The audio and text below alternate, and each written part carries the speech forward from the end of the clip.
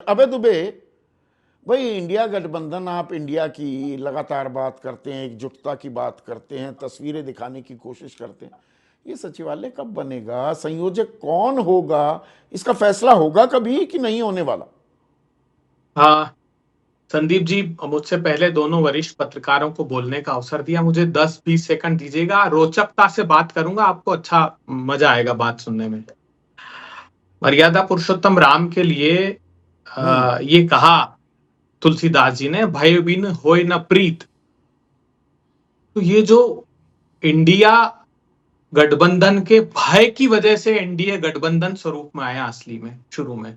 आप देखिए 1998 15 मई को ये बना था। हम्म। 2023 में 25 साल हुए, मोदी जी को ज्ञान भी नहीं था कि कोई एनडीए नाम का कोई गठबंधन भी है इनका। लेकिन जैसे ही नीतीश बाबू ने सबको एकत्रित करना प्रारंभ किया, मैं मानता हूं इस बात को, तो ये भयाक्रांत हो गए। और इन्होंने फिर जुलाई में इसकी मीटिंग की। ये बने कैसे, इकट्ठे कैसे हुए थे, वो भी भय से हुए थे। मोदी जी के भय से इकट्ठे हुए। हेमंतो विश्वा शर्मा इकट्ठा हुआ भय से। उसके बाद शुभेंदु अधिकारी हुआ, शिंदे सेना के भावना गल्वी, प्रदीप सरदेसाई, ये सारे लोग, अजीत पवार, अजीत दादा पवार, जितने गठबंधन दल हैं, ये भी भय से प्रीत रख के इकट्ठे हुए। आज क्यों मीटिंग करनी पड़ रही इनको? इनको इस बात का भान और आभास है कि हरियाणा तो चलो 50-50% था, 70-30 है महाराष्ट्र। महाराष्ट्र की लड़ाई भारतीय जनता पार्टी की, खासकर नरेंद्र मोदी जी के लिए पराभव का कारण बनेगी। क्यों? क्योंकि 163 160 से 63 सीटें भी, लोकसभा के परिणामों को आप अनुमान लगाएं तो 160 से 63 सीटें हमारी और 125 से 27 सीटें एनडीए गठबंधन दल की है। तो खासकर इस महाराष्ट्र से ये मैसेज देना चाहते हैं छद्म ये तरीके तो से। आप जब हरियाणा 38 के दल 38 दल ये इकट्ठा तो हुए थे, वो हरियाणा कौन के से लिए थे? भी गिनवा रहे थे। अब है अच्छा किया, एक मिनट सुनिए ना, अच्छा किया आपने तुलसीदास को कोट किया, भय बिन होए ना प्रीत। ये भय दरअसल आपके मन में समा गया है क्या? जो अभी विनोद अग्निहोत्री कह रहे थे, कर्नाटक जीते फूल कर कुप्पा हो गए, बोले जी हम तो अकेले चलेंगे, कौन अखिलेश वखिलेश, मध्य प्रदेश छत्तीसगढ़ राजस्थान हार गए। फिर भय हुआ तो प्रीत की और गठबंधन कर लिया लोकसभा के लिए, अच्छे खासे नतीजे आए, फिर से फूल कर कुप्पा हो गए तो हरियाणा में अकेला चलो का राग अलाप दिया। ये भय बिन होए ना प्रीत, ये तो आप पर ज्यादा लागू होता दिख रहा है। संदीप चौधरी जी, कई शो में मैं डिबेट में आपके साथ रहा। पहले दिन से कांग्रेस पार्टी ने और सभी इंडिया गठबंधन दल के लोगों ने कहा था कि प्रांत में जहां आमने सामने है वहां हम लड़ेंगे, लेकिन राष्ट्रीय परिप्रेक्ष्य में एक बड़े कैनवास पर हम सब लोग देश का चुनाव साथ मिलकर लड़ेंगे। लेकिन राज्यों में जो परिस्थितियां निर्मित होगी, उन परिस्थितियों के लिहाज से हम चुनाव लड़ेंगे। हरियाणा में हमारा, देखिए, हारने के लिए कोई दल चुनाव नहीं लड़ता। किसी दूसरे राजनीतिक दल से भी आप अपेक्षा करें कि कांग्रेस को ज्यादा सीट दे दे, अगर उसको लगता है तो सीट शेयर। हमने क्या किया था? हमने जम्मू कश्मीर में 5-6 सीटें ऐसी थी जो फ्रेंडली कॉन्टेस्ट किया एनसी से, नहीं बंटवारा हो रहा था सीट का, तो हमने तय किया जितने पर बंटवारा हो जाए ठीक है, नहीं तो हम फ्रेंडली कॉन्टेस्ट करेंगे। तो ये ऐसा नहीं है, लेकिन यहां तो साफ दिखाई दे रहा तो है। सरकार आप में मुझे क्यों नहीं बताइए। शामिल हुए? गठबंधन धर्म निभाते भी हैं, विचारधारा की समानता नहीं है क्या?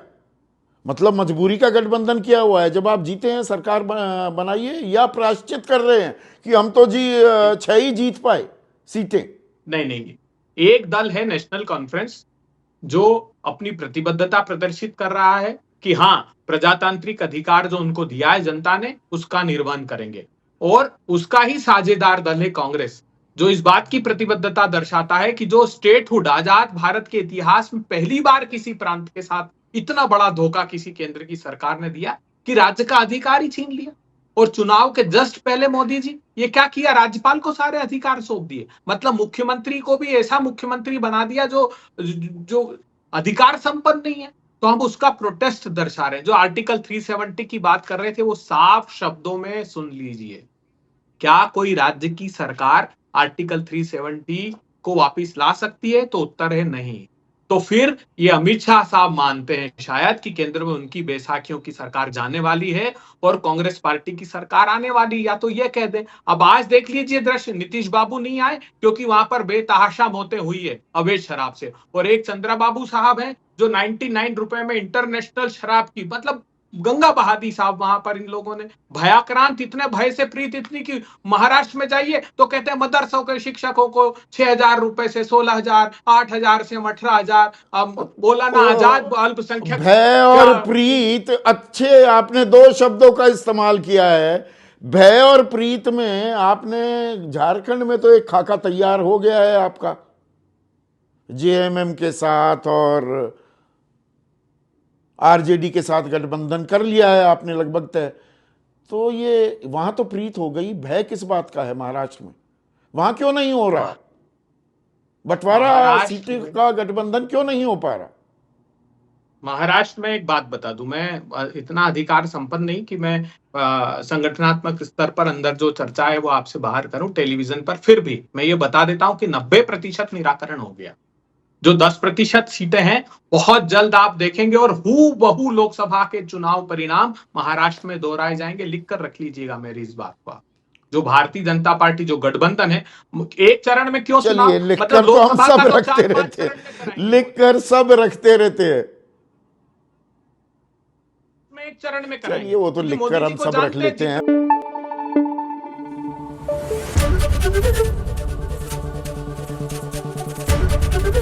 एबीपी न्यूज आपको रखे आगे।